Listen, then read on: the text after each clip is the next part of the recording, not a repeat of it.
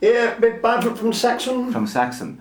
Now, Biff, I don't know if you realize this. It kind of dawned on me yesterday, but this year, 2017, it's been 20 years since Saxon actively returned to the States. Is it? Yes, 1997. Oh, right. I didn't know that. There you go. But we have been making a big effort to come back to the States more in the last 2 years, 3 years actually. And I actually recall at one point when you said that you were giving up on States. So, I mean, for me, it was a great time when you guys came back, played some smaller places, biggest places. Yeah. What would you say those 20 years were like in making to get where you are at, considering the glory return from yesterday, for example? Well, it's been, globally we've been, coming back strong with newer albums, definitely. The new albums, actually ever since Doug Scarrett joined 19, he was already with you. 96, and obviously Nibs in 88, made a big impact on the band. We sort of rejuvenated ourselves and reborn really. So we made, first thing we did is we sort of concentrated on Europe to bring the profile back again to where it was before. And then we sort of moved into America again. So it wasn't so much of a master plan as that people wanted us to come to America. People were asking us all the time, when are you coming back to Texas? When are you coming back to California? When are you coming back to Chicago? So I suppose we came back by demand, really. But it wasn't always easy. I recall you telling me that some place in the US you would play to like 5-6 people, but you play because you love to play. Yeah. But then it built up. Gradually, it built up again. Yeah, I think particularly in America, I think you have to come and play. I think you have to come and play. You have to be visible. People. Yeah, I think you have to be visible. Not so because there's a lot of Saxon fans out there, laying dormant. Who know who we are, who've been to see us in the 80s, and it's packages like this package with UFO, Saxon, and a young band on foot. It brings people out. I think the secret these days is to have a great package, and so this tour has been really good. I mean, it's been selling out everywhere. And it's working really well. UFO had a lot more of their success in the 70s. We had more of our success in the 80s. So it's a good match. Now I'm noticing a lot of fans, new fans, are getting into Saxon. I'm in the audience every now and then, and I hear young kids being upset that you didn't play something of Labyrinth or Sacrifice. Yeah, that's right. And I'm thinking, normally typical fan would be drunk and give him a tirade how Strong Arm of the Law is better. Yeah. But I totally appreciate this because they came into the band at this time and that's what they find exciting, to the point where they would be demanding these songs because that was their Wheels of Steel. That was their Strong Arm of the Law. That's right. A new generation of fans sort of found us on Unleash the Beast or from something like Lionheart or Into the Labyrinth. Inner Sanctum, Metalhead. It's a very, very heavy album. So a lot of younger fans came to us then, and then they've gone backwards. We met somebody last night, a young guy who got into us on Sacrifice, and he hadn't heard our earlier stuff. Yeah. So whether he heard a track on radio or saw something on TV or just on the internet now, I mean, the last 10 years has been fantastic for bands like us, for people. Staying in touch with the band and on a day-to-day basis finding out what they're doing, In your long career, it's going to be 40 years in 2 years? Yeah, Saxon was 79, the first album, so Saxon's about 36 years. Yeah. But me and Paul were in another band before that, together. True. Yeah. In your long career, what would you say was the biggest challenge? I think in the late 80s when you're thinking the same thing I'm thinking, but go ahead.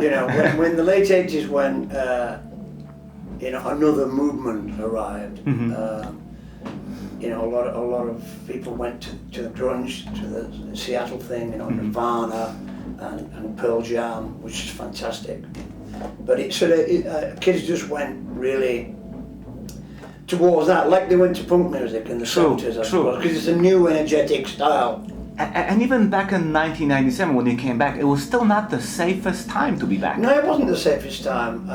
And also, your Motley Crues and your Cinderellas and your Poisons were all massive as well, you know. True, They were sort of, stealing a lot of the limelight really away from bands like ourselves and Maiden and Priest, and Motorhead and a lot of those bands. We sort of, took a little bit of second place to that.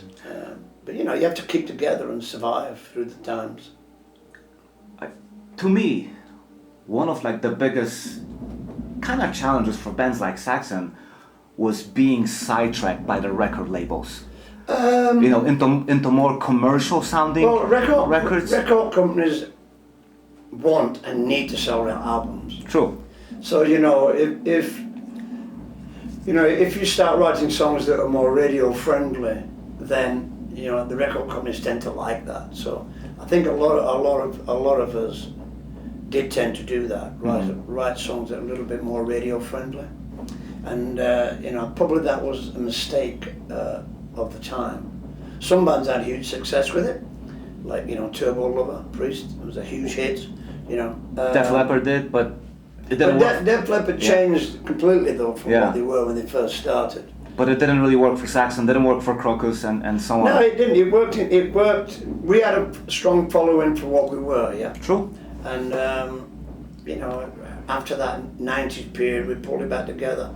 99, we came back with Solid Ball of Rock, which is more, hard-hitting rock and roll, really. Well, we always specialised in hard rock and metal. That was always our thing.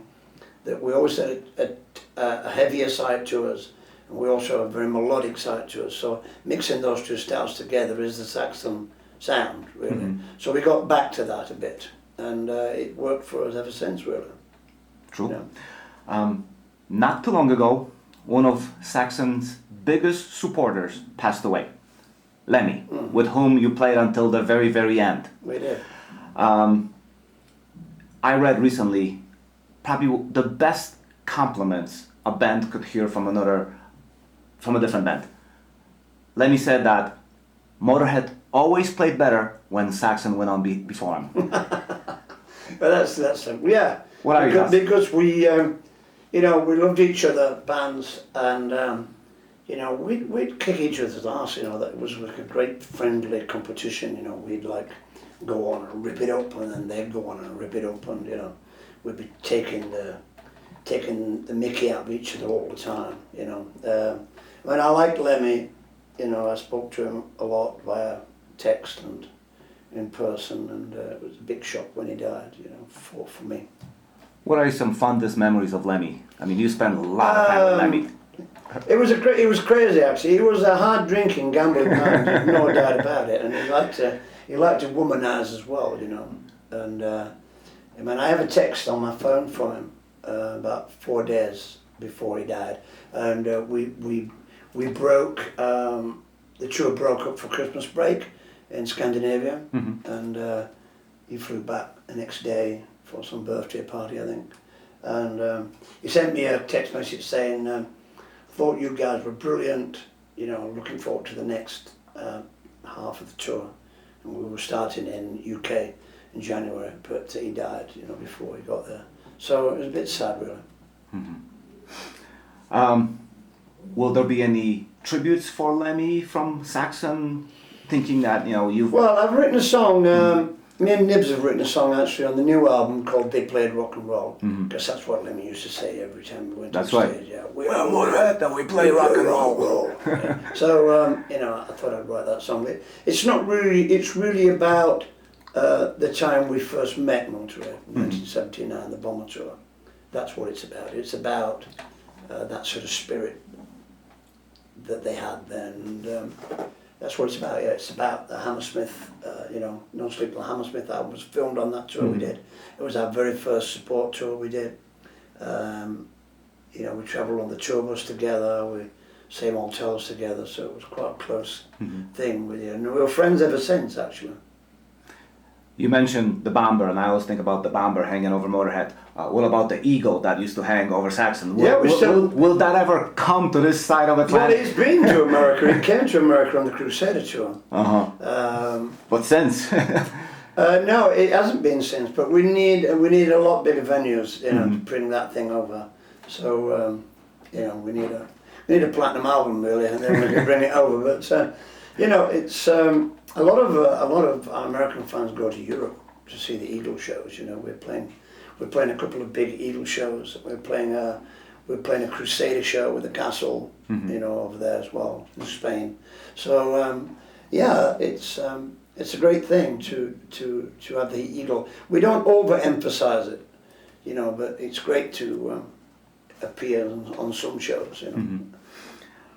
It's been a while since I asked you about the other Saxon, and since nothing was ever said, that means maybe there's nothing going on. But what I'm getting at, are you able to maintain friendship with those guys? Because people are leaving, people are dying, like Lemmy. On a business level, we in contact, but no, we're not really. But it's not like you have a beer and a drink and talk about what happened in '82. We're not really close friends anymore.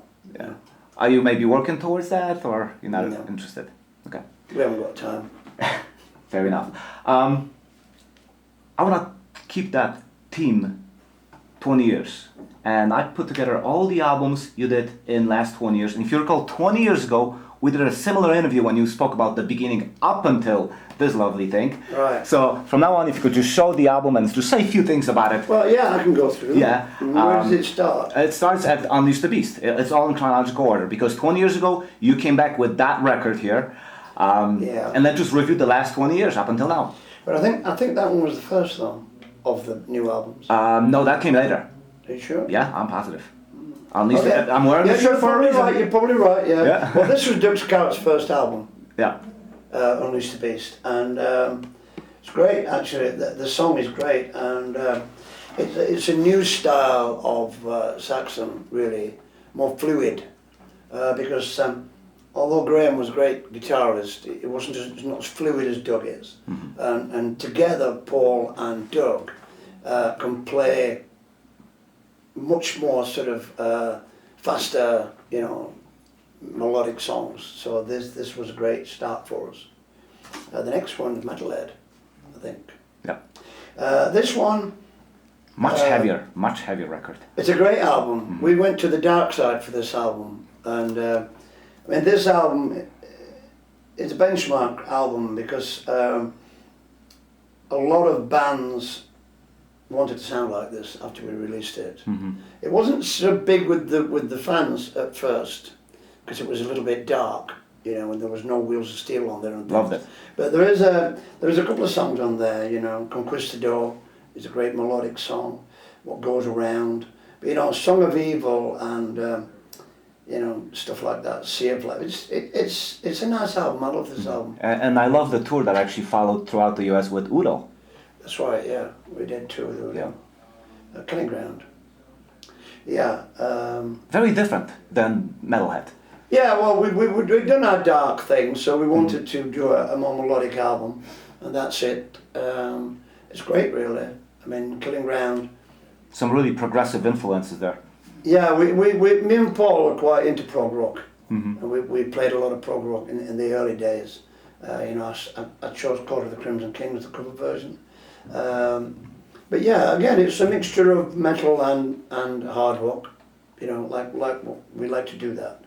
But yeah, I mean, the helmet is. I went to the British Museum to see the old Saxon helmet was found in a Viking ship, Saxon Viking. Saxons were Vikings, and I thought I like that. We'll take that. So that's what that is. Yeah. Killing Ground. The Paul Gregory artwork. 3 Paul Gregory albums already. This one was re-recorded. Yes. Classics. The reason we did that, we had some problems with EMI, a record company. They weren't getting us any sort of film work, or any sort of advert, weren't getting us that sort of stuff. So we decided to re-record it, and I think that's probably one of the better album covers. I love that album cover. Yeah, and I think it was a great way to reintroduce new fans to older Saxon, and Yeah, we gave some of these tracks away with this album. True. Yeah, I remember that. Lionheart. Lionheart is probably the biggest ones of this pitch in Europe. I don't know about America, but I know in... Why would that be? I don't know. They just took to it really well. They like the artwork. The songs are great, some cool songs on there. And I believe you had Fritz Renda playing drums at that time, right? We did, yeah. Yeah. And Fritz was a great drummer. And yeah, it was really good, really great. Great album, that. I like it. And then we come to The Inner Sanctum, which again is a cool album. There's some great tracks on there. Just remind myself what's on there. But yeah, State of Grace, Need for Speed, Going Nowhere Fast, Ashes to Ashes, great. And this is not a Paul Gregory cover. This is an artist in Russia that did this for us. And again, it's quite a gothic album, this, if you know what I mean. It's got a lot of gothic overtones. Gargoyles and all. It. And we're heavily into the Celtic thing, and this is a very Celtic album cover. Okay. Great. Yeah, Into the Labyrinth. Again, done with Charlie Barfind. And again, it's got Celtic overtones. Celtic stuff all over it. Yeah, Battalions of Steel. What can I say? Great track. Demons, Sweeney Todd. Yeah, great. Valley of the Kings is my favourite. With so many great songs coming off the new albums, how tough is it to, play with the set list, because you got the diehards want to hear all this stuff Well, from the 80s. if we're playing for sort of 2 hours, then we can cram more stuff in. True. But this particular tour we're only playing an hour 10, an hour 15, so there isn't really time to cram. But we do put in 3 or 4 new songs. Call to Arms, another great album, actually, very good. We like this one. And I believe this was the first time you played here on that tour. Pardon? It must have been the first time you played on that tour at this venue. Yeah, probably. Yeah. Hammer of the Gods. Great. Back in '79. Yeah, the great songs on that. Obviously what the cover is, it's the First World War. That's a little bit of a departure from the Celtic influences. All of a sudden you got... Yeah, a little bit. I wanted to move away. At first, I thought it was like a Titanic's captain, and I got close. I'm thinking, no, it's not. That's right. And again, it's got a lot of Celtic stuff inside. It does. Yeah, so it's not completely gone. No. And Emperor Thunder Live. Yeah, I needed to include a live record because Saxon is a live band. We are a live band, and Wacken is, one of the greatest festivals in the world, really. And we played the first one back in the 90s, and it's a chance to play, all our songs in front of our, 80, 90,000 people. It's great. Sacrifice, which was the album 2 or 3 years ago. Again, artwork by Paul Gregory. It's more of an Aztec theme on this album, because the Sacrifice is about the Incas sacrificing people. Gotcha. Yeah. That's what Sacrifice is about. That's a pretty brutal topic. I've done some reading on that. Brutal history. Made in Belfast. It's about the shipyards there. Guardians of the Tomb. It's all history really based on it. Stand Up and Fight, not Wheels of Terror. Yeah, it's a great album, great package when it comes in book form like that. Which brings us to the current one, which is Battering Ram. And I think probably this is probably our best-selling album in America, I think, since Solid Ball of Rock. Solid Ball of Rock sold really well in America. It did. I think this one's probably the best-selling one. Now, I'm always wondering what Solid Ball of Rock would have been like if you followed that up with a tour. Probably brilliant. Yeah. But it wouldn't, again. And what is it with this record that people responded to? Well, I just think that we're in a position where people are checking us out, taking notice of us, you know, going on the internet, you know, going on Facebook, going on Twitter. They follow me on Twitter, you know, at Biff Byford on Twitter. So yeah, I just think this album, battering around, what can I say? Yeah. Great title, great cover, great album. See, the hard thing is, sometimes you tell me like, oh, this album was really, really big, and I'm like, what makes it big? Because to me, being a fan since 81, 82, I see a Saxon record, I get it. It's not natural, you know, so I don't think that it's going to be this successful or that successful. I just think that there comes a point in time where your older fans realise you're still around, and younger fans get into you. And this album, this and Sacrifice, seems to be the album that people have come back to or are discovering. Now, you mentioned that there might be a new record coming up, right? There will be a new record coming up, and 2018. How is that coming along? Good, going great. Yeah, it's we have 7 songs recorded. Yeah, going good. The funny we're thing gonna have a break. When we had a break in June between festivals, we're going to write 2 or 3 new songs. So. The funny thing is, each time I talk to you, I always ask you, well, Biff, how many more records you have in you? And you always say 2 or 3. And I'm gonna repeat the question, and I expect the same answer. So how many more records do you think you have in you? I don't know. We've got 1 more, definitely. Now, We'll see. one thing about Saxon, you guys are a real band. You're not faking it. Some of you guys are getting older. It's visible, but that's what it is. You're not trying to, you know, color your hair. I think it's the real thing. We're of the Lemmy breed. True. Of you know, we run till we drop. So you don't expect to retire somewhere in Spain, but really go down on stage. No, I think we'll go down all guns blazing. I think Lemmy did. I think yeah. I mean, when you get to our age, you know, sickness can hit really hard sometimes. And it can come out of nowhere too. Yeah, so, you know, I had a couple of operations in the last couple of years. Luckily, there was nothing wrong. But, you know, you have to be aware that as you get, you know, as you get past 60, you have to keep yourself fit. And you have to hope that, you know, nothing develops inside your body, really. How do you go about being fit when you are doing a long tour like this? Well, you can't really keep fit on tour. It's difficult because you spend a lot of time on buses, you know, and you can't really, you know. I mean, when I'm at home, I go biking a lot, and I weight train, and I do like, you know, like sort of planking exercises and things like that, just every day. But when you're on tour, you just eat junk all the time, you know. True. You know, so it's difficult to keep fit on tour. But the gig, obviously you're working out every night, you know, for an hour and a half, an hour 15. So I suppose that's enough exercise for every day, you know.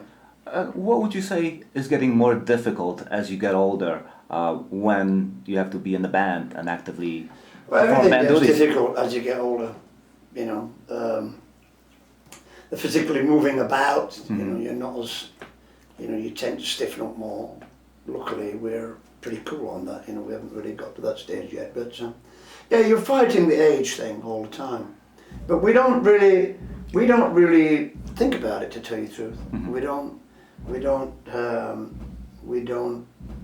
dwell on the fact that we're getting older. And I have to agree. We just get older. What I witnessed last night was vitality. Yeah, we're getting older gracefully, like wine. Getting better with age. Exactly. What can I say? Yeah. Thank you, Biff. No problem.